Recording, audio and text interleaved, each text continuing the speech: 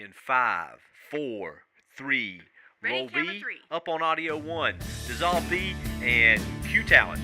Coming up on the June edition of Catawba Communities, our school segment this month takes us to Newton-Conover City Schools and Discovery High School, an Innovate Catawba update, and their partnership with Lenoir-Rhyne University.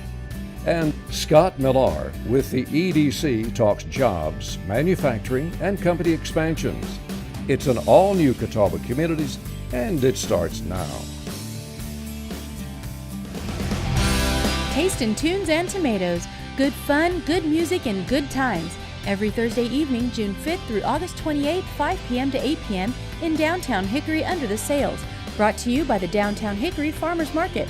For a list of the bands and restaurants, visit hickoryfarmersmarket.com.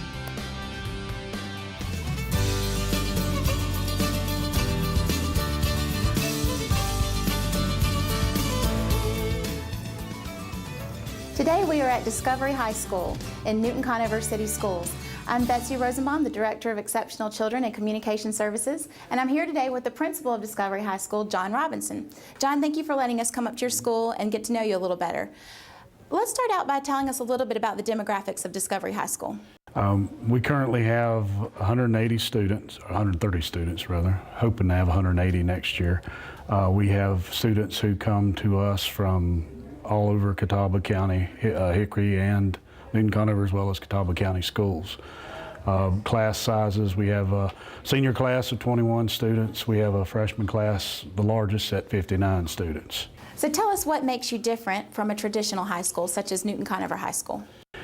The big difference is, first of all, we offer a smaller high school environment for students. What that translates into is a student in a traditional high school could probably go into that high school, and if they don't get into trouble and stay under the radar, some of the staff never get to know them. Students here at Discovery, our staff, we get to know every single one of our students, not just by name, but we get to know them as students and as people as well.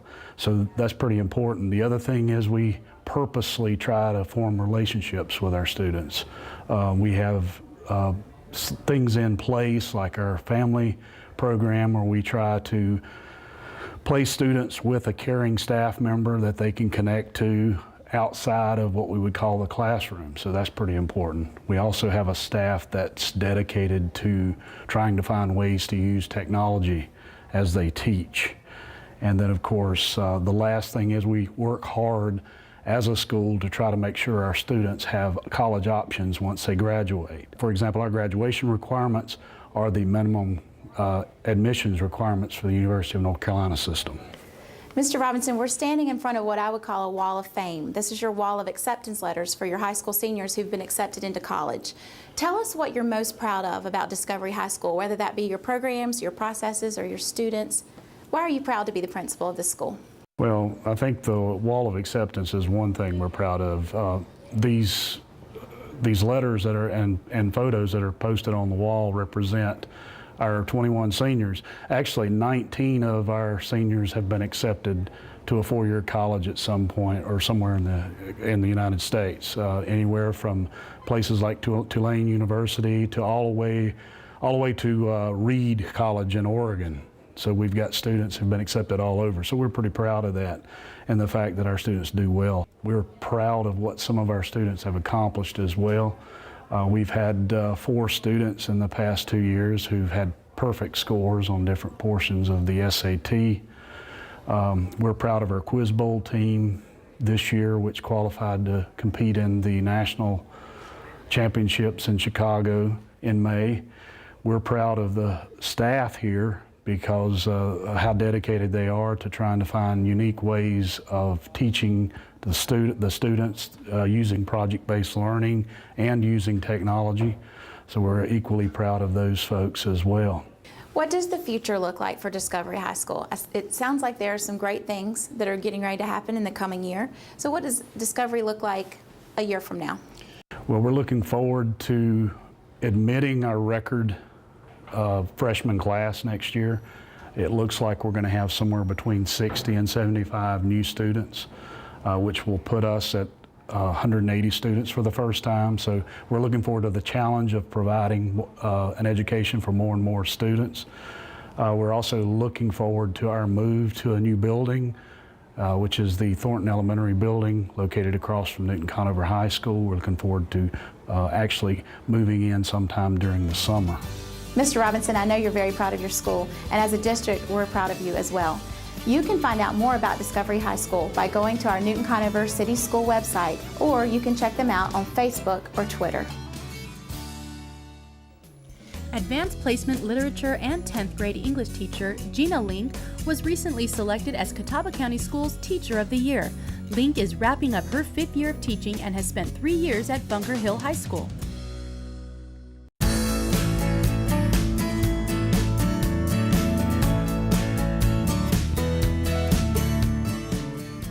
Job creation and the economy remain a very strong part of the work of all local governments working with the Catawba County Economic Development Corporation. There's been some good news not too far in the past about a couple of new projects that are going to bring jobs and new investment to Catawba County.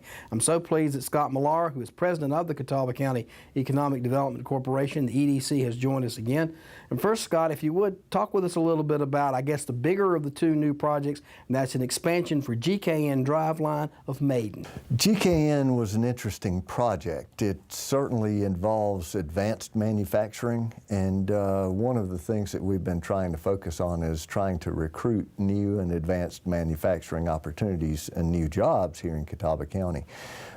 This project was very competitive because we were competing with other GKN facilities around the world for the investment dollars that GKN was going to make regarding to the contracts that they have. So we, in essence, competed with Sweden, with China, with Kentucky, and other GKN facilities to try and make sure that this market was the best market for them to produce these products. A lot of these products are going into the sexiest automobiles that are being made today. It's basically a $122 million investment that they're making, some new construction there at the facility, and over 220 some new jobs that are going to pay well above the Catawba County average. So it was one worth going after. We had to really fight to get this project with the other institutions that GKN has around the world, and so it's a big win for Catawba County. There'll be another segment on this show about Innovate Catawba, and in the past as we talked about Innovate Catawba, I remember one interview we did, Scott, you and me and Danny Hearn, we talked about the concept of refitting and refurbishing older buildings for businesses to create newer jobs. And that's happening with an exciting project with OHM Limited, working with Transportation Insights. Please tell us about that. Another focus area that we've been trying to make is the redevelopment and redeployment of older buildings. Just making sure that the facilities that we have that are worth keeping get good opportunities for new jobs and new investment in them. And so that's why we're so excited about the Transportation Insight project. That one's taking over an old Lyerly full-fashioned mill that was the only two-story hosiery mill that was located here in downtown Hickory, and redeploying that to create up to 400 new jobs, and those are way above Catawba County average jobs. One of the things that was most interesting about that was that Paul Thompson, the CEO of Transportation Insight, realized that to appeal to the new and younger employee base that they're trying to get in there, they needed to have a cool location. And so they're taking that new location and they're making it cool in order to appeal to the employee that might normally look at Huntersville or Charlotte or somewhere like that that might be more cool, so to speak. And so they're developing a really neat footprint there, and we're really happy to get that project. Thanks very much, Scott, for joining us this week. A little bit later on in Catawba Communities, we'll have more about another segment of Innovate Catawba. If you'd like to learn more about what the Catawba County EDC is doing and about projects that are creating new jobs in the industry, go to catawbaedc.org.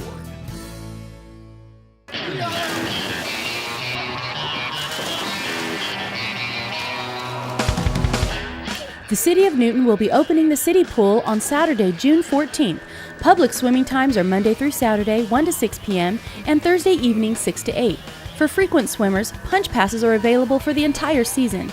The pool is available for private parties on the weekend, and daycares, summer camps, and clubs are welcome during the week. For more information or to make a reservation, call the Newton City Recreation Center at 695-4317 or online at newtonnc.gov.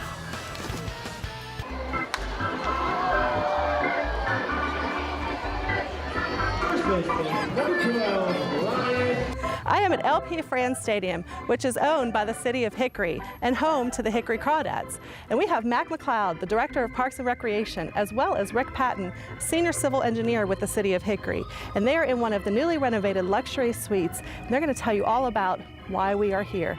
We are here because there have been major renovations done to LP Friends Stadium.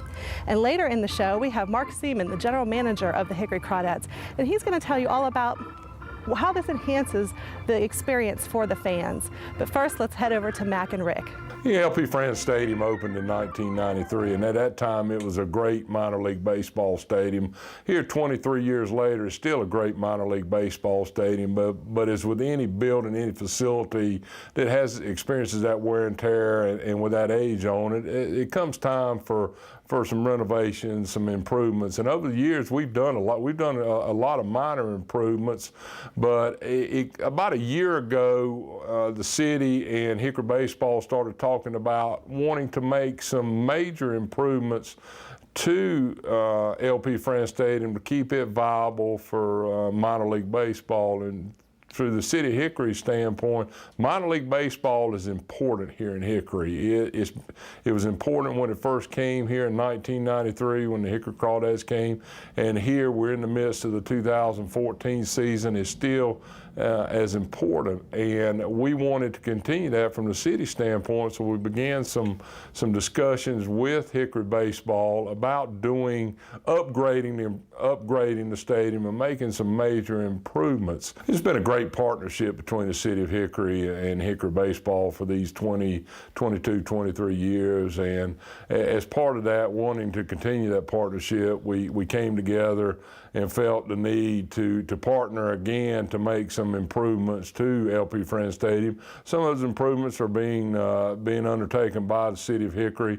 The other improvements are being taken underway by Hickory Baseball. So it has been a true partnership in the upgrades that are currently underway here at the stadium.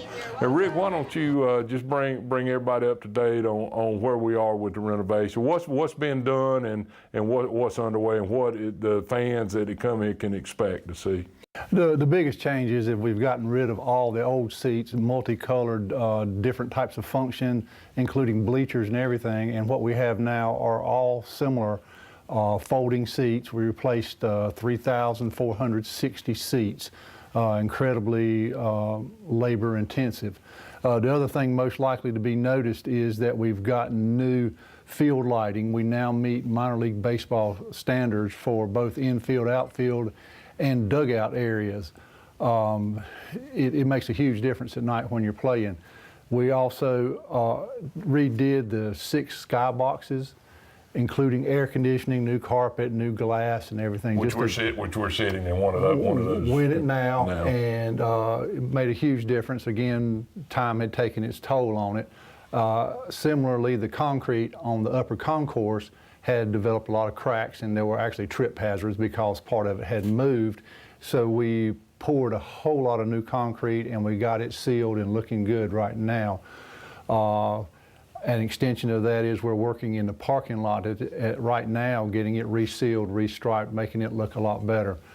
We've done some minor improvements in the dugouts. There are more to come, but that's relatively minor altogether. We're working with Hickory Baseball on renovations to the cafe and offices. The offices are all but complete, and they are hoping very soon to have the finishing touches on the cafe. We've done some other minor work in and outside, but that's the extent of it. Yeah, and I think one of the things before we did the renovations here, a lot of people coming in from a signage standpoint really wanted some clear direction as to where to go, and that's one of the things that the fans will notice when they come in now is uniform signage and wayfinding throughout the stadium. So I think anyone who's come to the stadium, was here for last season and has not been to a ball game yet in 2014, I think when they walk through the gates, they're going to see a totally brand new stadium. Thank you, Mac and Rick. You look like you're enjoying the accommodations in the new suites and that air conditioning. But now we are outside at an actual Hickory Crawdads game, and I'm with Mark Seaman, the general manager of the Hickory Crawdads. Thank you, Mark, for being with us. Dana, my pleasure. I appreciate you asking. Sure. Tell us a little bit about the experience and what we're doing here today at this game.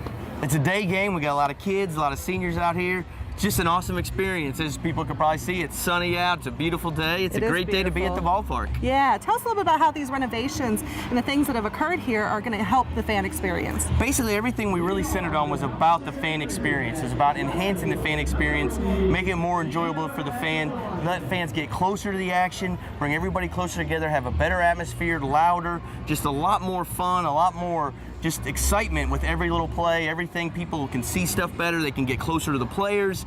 We enhanced the cafe area, which is a great area for fans to sit and watch the game, get a meal from the cafe, enjoy everything that minor league baseball has to offer. That's wonderful, and we know how important minor league baseball is for the city of Hickory and this whole surrounding area. So we appreciate the Crawdads being here and all the renovations that did take place here at LP Friends Stadium. So Mark, tell us a little bit more about how can we get tickets? Is there a website? Where can they get the game information? There's a lot of ways they can get game information. Our website is probably first and foremost, hickorycrawdads.com. They can go there. They certainly can call us, 828-322-3000. They can reach us there. Of course, Facebook.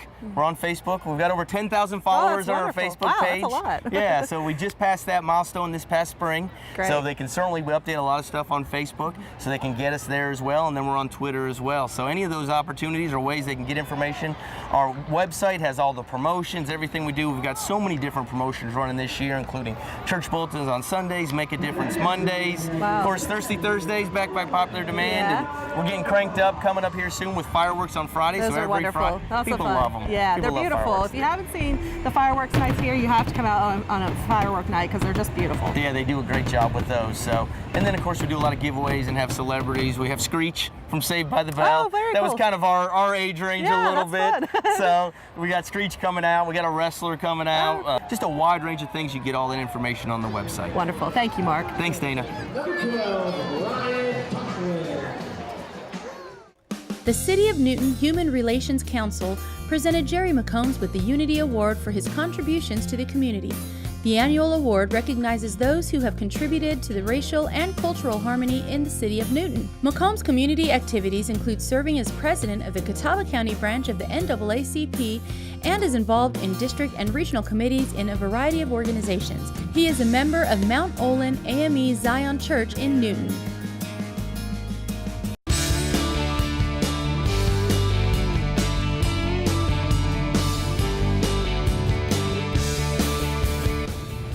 We're standing here in front of the Catawba County Sports Hall of Fame.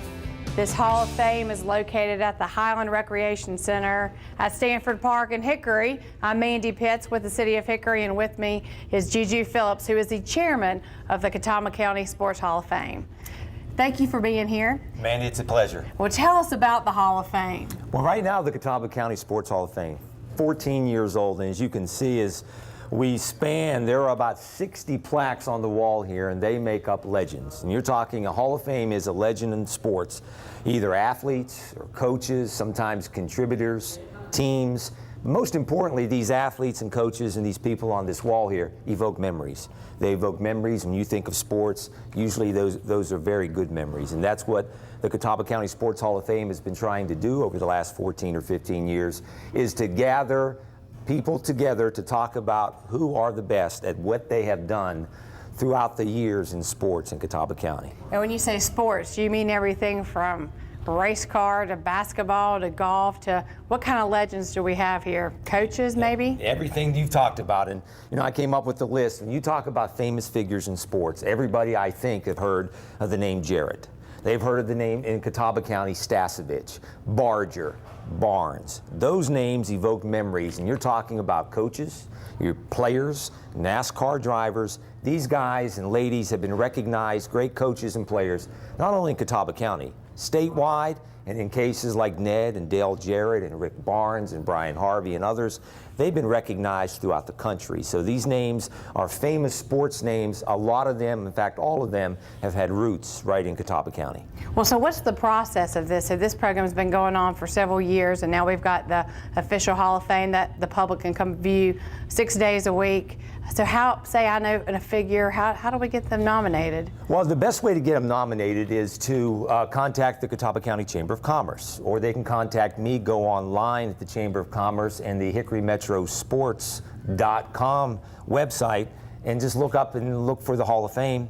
There's a nomination form there. Fill it out, send it to the Chamber of Commerce or send it to me. We'll be happy to get them nominated. We take nomination forms starting right now all the way up until the 1st of February in 2015. So the committee will meet. There's a committee of 15. They'll meet, look over, usually have between 5 and 10 new members in terms of nominations. There are over 50 nominations right now on the books that the membership or the committee has to look at to consider for the following year. So there's a lot of interest. A lot of fans pass in or pass out those nomination forms. They turn them into us. We look them over and try to come up with the 4 or 5 best every year.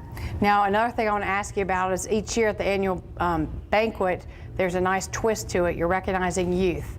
Tell us about that, the youth part of the whole, every year when you do the Hall of Fame dinner. Well, that component was something that when the Catawba County Sports Hall of Fame started back in 2001, they wanted to add that component, is to recognize the student athletes of the year in all of the high schools, not only the public high schools, the 7 high schools in Catawba County, but the private schools as well. They've had outstanding student athletes. Some of those athletes over the last 14 or 15 years have gone on to the one, in the case of Ryan Suckup, to the National Football League. Others have played major college football, major college basketball. Some have gone on to become studying medicine, become lawyers. So these student athletes are probably the guys and ladies you're looking at down the road a few years when I'm hopefully not around, that these will be people that you will look to as future members of the Catawba County Sports Hall of Fame. Right, and it's just probably instilling leadership and the importance with that too. We just had the 2014 annual banquet. So who are our inductees this year? Well, Mandy, it was one of the best banquets that we've had in the 14 years, one of the biggest crowds in the first year here at the Highland Rec Center, so it was really special. And to add on to that, 3 of the 4 candidates and new inductees went in, had strong Hickory ties. Jeff Barkley played at Hickory High. Citadel, one of the all-time great pitchers at the Citadel, one of the few people that have come out of this area that go on to the major leagues. He played 3 years for the Cleveland Indians in the major leagues, joins his father, along with the Jarretts, as the only father-son duo to go into the Hall of Fame. John Lentz, legendary basketball coach at Lenoir-Rhyne, as you see. He has won over 400 basketball games at his alma mater, still coaching. One of the winningest coaches, not only in Catawba County and Lenoir-Rhyne, but statewide. So he is a very successful coach. Odell Moose, everybody knows Odell. If you've been in the world of sporting goods or in the coaching circles, he's been around for 60, 65 years and has been a strong supporter of athletics in Catawba County. And Beth Laney Queen, maybe the most decorated girls or women's basketball players, not only in high school in Catawba County at Bandy's, but also at Appalachian State. She's one of the greatest basketball players to come out of this area ever. So great class in 2014. So thank you very much for sharing this story. And again, if you want to, anyone would like to come see the Hall of Fame, it's at the Highland Recreation Center at Stanford Park in Hickory. Open Monday through Saturday. Come check out the Wall of Fame anytime.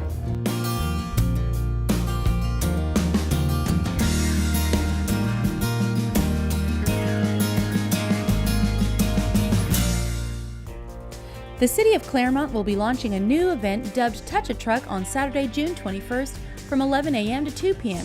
to be held in the City Hall parking lot.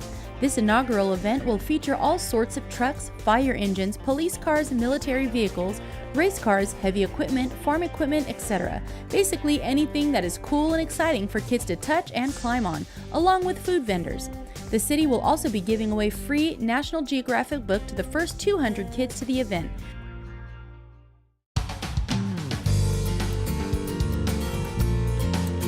For the past few months, we've been talking about Innovate Catawba and the work groups that fall under Innovate Catawba.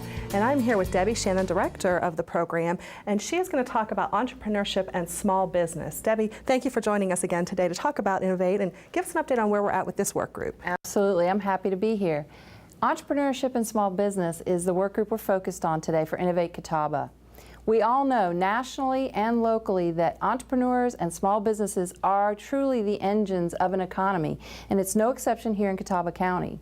So Innovate Catawba made sure to create a work group focused specifically in that area, and what that work group is out to do is to create an entrepreneurial friendly climate in Catawba County to encourage job growth as well as business growth, business development, job growth, job development. We want to encourage, invite, and make a climate that allows for entrepreneurs and small businesses to locate or grow here in Catawba County. And that's what that particular work group's focused on. So what I want to share today is some of the initiatives that are underway inside of that work group. There are resources in our community that already exist that support small businesses and entrepreneurs, and we're here to work with them to create that environment that I mentioned earlier. And one of the first things that's happened is we've created an entrepreneur's resource guide that's going to be housed on the web at the Catawba County Chamber of Commerce website. So when you go to catawbachamber.org, there's a tab at the top of the page that says Entrepreneurs Resources. When you pull that tab down, you'll be able to locate all kinds of support and help for your small business, whether you're establishing a new business or you already have a business and you're hoping to grow it and you need help.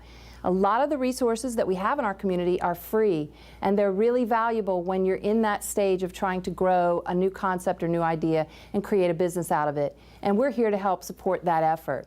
So that's one of the initiatives that the work group is focused on. Another one that's coming online soon, matter of fact, the applications just came open last month in May for the 4th annual Edison Project here in Catawba County. And that's a business development, business plan development competition that has upped the ante, and this year, for the first time ever, the first prize award will be $10,000, and there will be an award for second place and an award for third place. And the Chamber of Commerce is the host for that, that competition, and you can go to catawbachamber.org and once again find the application to get on with the Edison Project. In addition to that, we have the CVCC Small Business Center.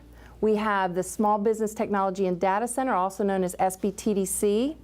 In our community, there's also something called the Manufacturing Solutions Center, which is a space where people who are interested in creating businesses that are manufacturing oriented can go with product development needs, resourcing needs, and if they need advice or any kind of mentoring around their product development, their market development, all that information is available at the Manufacturing Solutions Center. And they've taken on the entrepreneurial space by creating an incubation opportunity at MSC. If you go to manufacturingsolutionscenter.org, you can find information from them. And in addition, there is something new in our community called Innovation Fund North Carolina. This is something that CVCC is the host for, and it's a statewide initiative. And if you go to innovationfundamerica.com/North Carolina, you can find out about the fund that's available for seed money for companies that are in particular industries. So there's a lot going on already in Catawba County in support of entrepreneurs and small businesses. And the newest project that's added to the work group called Entrepreneurship and Small Business for Innovate Catawba is something that's happening at Lenore-Ryan University here in Catawba County. I'd like to bring in the director of a new program, Dr. Ralph Griffith. Hi, Dr. Griffith. Hi, Debbie. Director of the Center for Commercial and Social Entrepreneurship. If you would, I'd like you to tell us a little bit more about what's happening at Lenore-Ryan. Yeah, lots of great stuff happening right now. I was hired last year to come to Lenore-Ryan University from Michigan. What we're trying to do here is create a really entrepreneurial experience for our staff members, our faculty, our students, and our community. And we've done this a number of different ways. One of the ways is that we've created two undergraduate programs, one in social entrepreneurship and one in commercial entrepreneurship. So we tailor it to nonprofits as well as for-profit companies. We've also created an incubator on our campus here where we're incubating 5 student businesses and 1 community member right now in the hopes that they will be surrounded by resources here on campus and then be able to go out into the local Hickory area and start their businesses, hire people, and create some wealth in that regard. So it's a very exciting initiative that we have here. Lots of support. We're partnering with SBTDC, the Small Business Center at CVCC. We have a new articulation with them, in fact. So a 2-year graduate at CVCC can come right over to LR seamlessly without worry of transfer credits or anything. Complete just 2 years on our campus and get a bachelor's degree in entrepreneurship or social entrepreneurship. So lots of great initiatives right now going on, and it is an extremely fun time here, I think, in the Hickory area for what we're trying to do in terms of potential entrepreneurial ventures and stuff. So that's fantastic. Yeah. And the hope being that as more and more of these businesses get incubated here and more students come here and graduate with an entrepreneurial degree, we create more businesses and eventually more jobs within our community. Absolutely. Usually universities are seen as just philosophical places where we teach what could be, but we work hard here to be able to put our students in as many work environments as possible. So when students finish here, hopefully have already earned their first dollars and they're going to go right into the marketplace, occupy an empty building in our area here. Hopefully they sign a 5-year agreement that they're going to stay in Hickory and hire people from Hickory and buy supplies from Hickory. And so it's really a collaborative effort, but really trying to, at a grassroots level, build what we have here in Hickory and in the surrounding communities as well. So. Well, I know that if anybody wants to find out more information about the Center for Commercial and Social Entrepreneurship, they can go to the Chamber website under the Entrepreneurs Resources Guide tab and find that information. But if someone's interested in your program or finding out how to get involved with what you're doing here, what other ways can they get in touch? So they can go to the Chamber website and see where we're in the resource guide with you, but you can also go on lr.edu and just look up our program. Information is on there. You can email me directly or you can call our switchboard and just ask for Dr. Ralph Griffith's office. And so we field calls not just from students, again, I want to focus on this too, but also our community members. So anyone who has questions about starting a small business or continuing your small business, either we have those resources or we know people who do have those resources for you.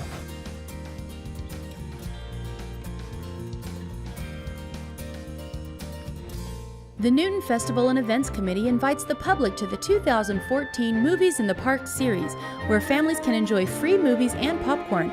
All movies begin at dusk starting June 20th and running each Friday until July 18th, except for July 4th weekend, at Southside Park, 1775 Southwest Boulevard. All movies are family-friendly and viewers should bring a lawn chair or blanket for seating. This year, come early and join in a game of movie trivia. Concessions will be available along with free popcorn.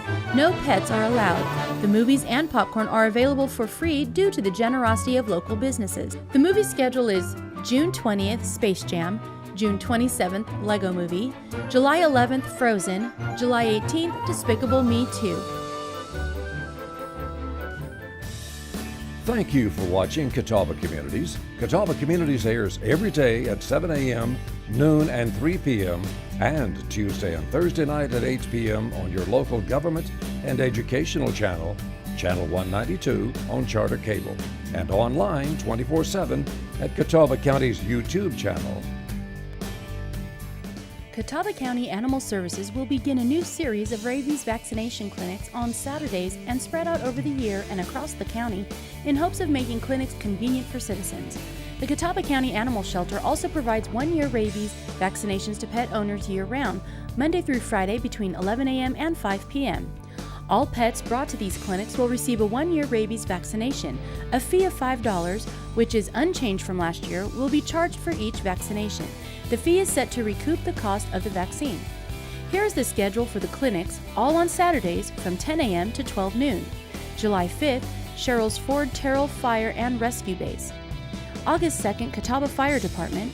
September 6th, Riverbend Dog Park, Highway 16 North, Conover. North Carolina law states that in all counties where a campaign of vaccinations such as our clinics is being conducted, it is the duty of the owner of every dog, cat, and ferret over 4 months of age to have them vaccinated for rabies. Pet owners face a $50 fine if they do not have pets vaccinated. Tags showing proof of the vaccination of dogs must be placed on the dog's collar. Cat and ferret owners must be able to show proof of a current vaccination in the form of rabies certificate. For more information on the county's 2014 rabies vaccination clinics, you may call the Catawba County Animal Shelter at 828-464-7686.